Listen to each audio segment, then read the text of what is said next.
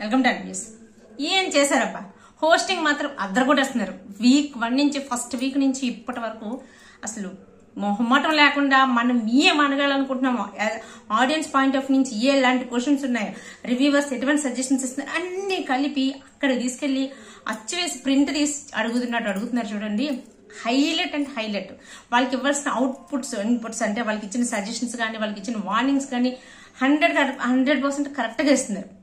ఏ నాగార్జున గారిని చూసి మనం సీజన్ 8లో చిరాకు వచ్చిందో, ఏ నాగార్జున గారి హోస్టింగ్ చూసి ఇందిరా నాయన ఇంకా ఇక్కడితో ఆపేస్తే బాగుండు, సీజన్ 9లో ఇన్ని చూడలేము, ఏంటి సార్ ఈ హోస్టింగ్ ఏం చేస్తున్నారు, ఆయన అసలు ఏం చూస్తున్నారు గేమ్ అన్నంత ట్రోల్స్ వచ్చిన దగ్గర నుంచి ఈ రోజు ఇప్పుడు సీజన్ 9లో నాగార్జున గారి హోస్టింగ్ చూస్తే ఇంకొన్ని సీజన్స్ చేసినా సరే బ్రహ్మాండంగా చేస్తున్నారు అన్నంత ఇంప్రూవ్మెంట్ వచ్చింది, అంత బాగా డెవలప్ చేసుకున్నారు. సో ఇది నాగార్జున గారి గురించి అయితే. సో ఓవరాల్ గా ఎపిసోడ్ అంతా చూసిన తర్వాత ఈ రోజు వీకెండ్ వావ్ అనిపించింది. అందులో నాకు కొన్ని పాయింట్స్ అయితే అనిపించాయి, అది ఏంటో మీకు చెప్తాను. సో మీకు కూడా అలాగే అనిపించిందా లేదంటే మీకేమనిపించిందో కామెంట్ చేసి చెప్పండి. ఈ వీడియో మీకు నచ్చితే లైక్ చేసి షేర్ చేయండి, ఛానల్ సబ్స్క్రైబ్ చేసుకోవడం మర్చిపోకండి ప్లీజ్. సో ఓవరాల్ ఎపిసోడ్ ఇంత చూసిన తర్వాత మనం మాట్లాడుకోవాల్సింది రీతో అన్ఫేర్ గురించి, ఫేర్ గురించి. అది నిన్నటి నుంచి మొన్నటి నుంచి మాట్లాడుకుంటూనే ఉన్నాము. సో తను చేసింది నాగార్జున గారు తిట్టారు కాబట్టి ఈ రోజు ప్రోగ్రామ్ అంతా హైలైట్ అయింది. కెప్టెన్సీ క్యాన్సిల్ చేస్తే బాగుంటది అనుకున్నాము, అలాగే క్యాన్సిల్ చేస్తారు. ఇంకా హైలైట్ టూ మచ్ అయిపోయింది, టూ గుడ్ అయింది. సో అయితే ఇక్కడ ఎక్స్చేంజ్ చేయడం, వార్నర్స్ టెనెంట్స్ చేయడం, టెనెంట్స్ వార్నర్స్ చేయడం అనే ట్విస్ట్ మాత్రం అదిరిపోయింది. ఇక్కడే ఇప్పుడు వచ్చిన సెలబ్రిటీస్ వార్నర్స్ కింద, కొత్త వార్నర్స్ కింద ఎవరైతే వెళ్తున్నారో వాళ్ళ గేమ్ సరిగ్గా ఆడకపోతే వాళ్ళు కూడా పాత వార్నర్స్ లాగా, అంటే ఎవరైతే కామనర్స్ వార్నర్స్ కింద ఉన్నారో వాళ్ళలాగే, అంటే పంతం తీర్చుకోవాలనో, మనకి కసి తీర్చుకోవాలి, మనకి టైం వచ్చిందని చెప్పి వాళ్ళ మీద మూర్ఖంగా రూడ్గా బిహేవ్ చేస్తే మాత్రం అది కామనర్స్కి, అంటే ఇప్పుడున్న టెనెంట్స్కి, ప్రజెంట్ ఇప్పుడు టెనెంట్స్ కింద ఎవరైతే వెళ్తున్నారో వాళ్ళందరికీ చాలా చాలా చాలా అడ్వాంటేజ్ అవుతుంది. సో వాళ్ళ గేమ్ నిజంగా అర్థం చేసుకున్న వాళ్ళైతే మాత్రం వాళ్ళలాగా బిహేవ్ చేయకుండా వీళ్ళు మాట్లాడుకొని గేమ్ని కరెక్ట్గా ఆడితే మాత్రం అప్పుడు మళ్ళీ సెలబ్రిటీస్కి అలానే ఉంటుంది. కామనర్స్ని మనం ఈ టెనెంట్స్ లాగా చూస్తాం, వాళ్ళ బిహేవియర్స్ ఎలా ఉన్నాయని చూస్తాం. ఎందుకంటే ఇప్పుడంతా సీన్ మారిపోయింది. వీళ్ళ కింద ఉన్నారు, వాళ్ళు పై స్టెప్లో ఉన్నారు, వీళ్ళ బిహేవియర్లో ఎన్ని చేంజెస్ వచ్చాయో, ఇప్పుడు వాళ్ళు ఒరిజినల్ సెలబ్రిటీస్ వెళ్ళి ఓనర్స్ కింద ఉంటే వాళ్ళ బిహేవియర్లో ఎన్ని చేంజెస్ వస్తాయని చాలా క్లీన్గా చూస్తూ ఉంటారు. సో ఇప్పుడు సరిగ్గా ఆడవలసిన టైం. నిజంగా సెలబ్రిటీస్ తెలివైన వాళ్ళైతే సో మరి ఎలా ఆడతారో చూడాలి. దాన్ని వచ్చిన అవకాశాన్ని ఉపయోగించుకుంటారా లేదు అంటే వీళ్ళలాగే పాడు చేసుకుంటారా అనేది చూడాలి. నెక్స్ట్ మాస్క్ మ్యాన్ గురించి మాట్లాడితే ఈరోజు నిజంగా చాలా బాధ అనిపించింది.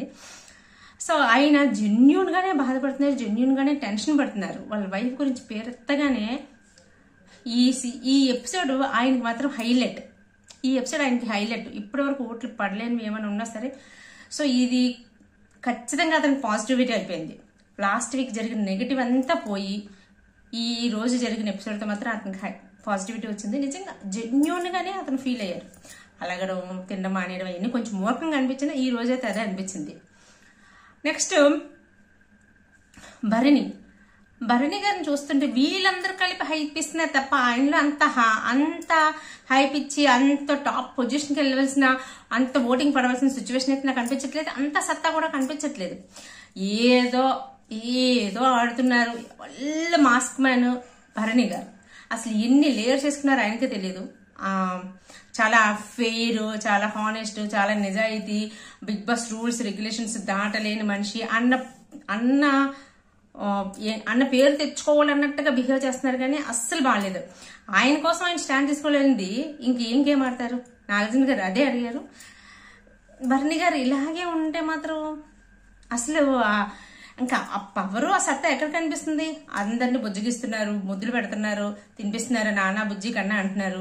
గేమ్ వచ్చేసరికి గేమ్ ఆడుతున్నారు. కానీ ఆ ఫైట్ కానీ ఎక్కడైనా ఒక్క మాస్క్ మ్యాన్తో ఒక్క రోజు ఆడిన ఫైట్ తప్ప ఇంకెక్కడ కూడా స్టాండ్ తీసుకుని మాట్లాడింది లేదు. అది కూడా ఆ స్టాండ్ తీసుకునేది కూడా రాంగ్. ఏదో మాస్క్ మ్యాన్ అటు పంపించేయాలి, డివియేట్ చేయాలి అన్నట్టుగా ఏదో గొడవాడాడు తప్ప అందులో కూడా సీన్ లేదు. సో వీళ్ళందరూ కలిపి టార్గెట్ చేయడం వల్ల ఆయన హైలైట్ గా కనిపిస్తున్నారు తప్ప అంత సీన్ ఉందా అంటే నాకైతే పెద్ద కనిపించట్లేదు. సో నెక్స్ట్ ఇంకొక పాయింట్, నెక్స్ట్ మాట్లాడుకోవాల్సింది రీతు, ప్రియ, శ్రీజ. సో ఈ రోజు ఎపిసోడ్ అంతటికి కూడా అంటే కొంచెం స్టార్టింగ్ లో వాళ్ళ ధోరణిలో వాళ్ళు మాట్లాడుకుంటూ వెళ్ళిపోయారు కదా, తర్వాత వాళ్ళ ఎక్స్ప్రెషన్స్ కానీ వాళ్ళు మాట్లాడే విధానం కానీ అన్నీ చూస్తుంటే వీళ్ళు ఏంటంటే బయట ఇప్పుడు రీతు ఉంది, రీతు ఫ్రెండ్ ఎవరు మనకి లాస్ట్ సీజన్ లో కూడా వచ్చింది వర్షినియ, తను రీతు ఫ్రెండ్స్ వాళ్ళందరూ కూడా లాస్ట్ సీజన్ లో వచ్చారు, వీళ్ళందరూ వచ్చారు. డిస్కషన్స్ కూడా బయట జరుగుతూ ఉంటాయి.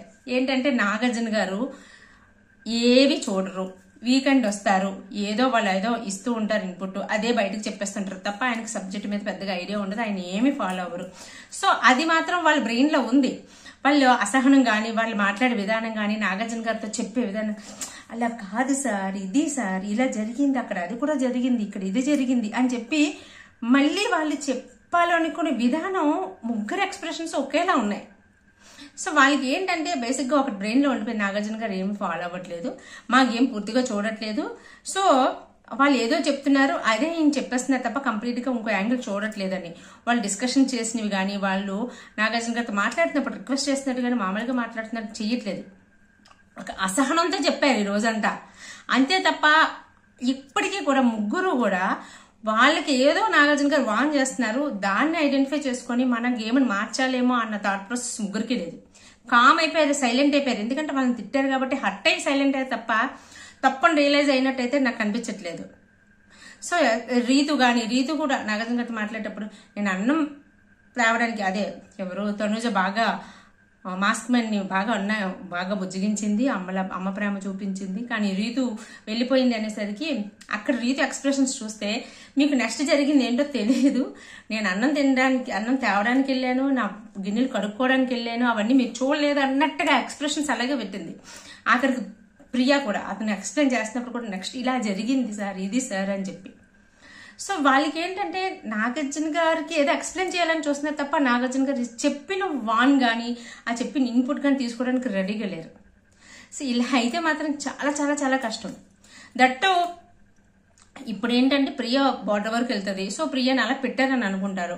ఒకవేళ మనిషి వెళ్ళిపోయాడు అనుకోండి, కొంచెం షాక్ తగిలినా ఇంకొకరు ఏంటంటే వాళ్ళతో గొడవలు అవ్వడం వల్ల, వాళ్ళతో పెద్ద ఇష్యూస్ అవ్వడం వల్ల, శ్రీజతో పెద్ద గొడవ అవ్వడం వల్ల, సో ఎవరిని చేయడం వల్ల మనిషి వెళ్ళిపోయారు అనుకుంటారు. సో వాళ్ళకి ఏంటంటే ఇప్పటికీ వాళ్ళు కరెక్ట్గా గేమ్ ఆడకపోతే, కరెక్ట్గా నాగార్జున చెప్పిన మాటలు ఆయన బుర్రకు ఎక్కకపోతే గేమ్ ఎలా వెళ్ళిపోద్ది అంటే నాగార్జున చెప్పిన మాటలన్నీ మర్చిపోతారు ఫస్ట్ ఆఫ్ ఆల్. ఇంకొకటి అంటే మనిషి ఒకవేళ ఇన్ కేస్ 100% బయటకు వెళ్ళిపోయాడు అంటే, సో వీళ్ళ వల్ల మనిషి బయటకు వెళ్ళిపోయాడు, సో విపరీతమైన ఓటింగ్ పడుతుంది, చాలా బాగా ఆడుతున్నాము అనే దాంట్లోనే వెళ్ళిపోతారు.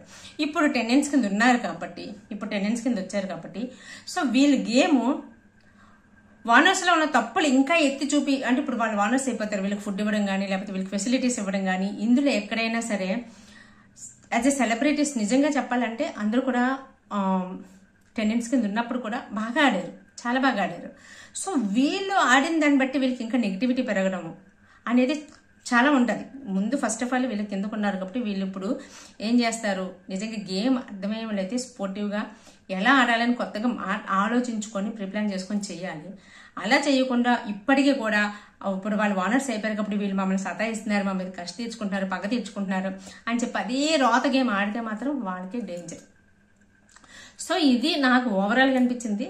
మీకేమనిపించిందో కామెంట్ చేసి చెప్పండి. వీడియో మీకు నచ్చితే లైక్ చేసి షేర్ చేయండి. Take care, by.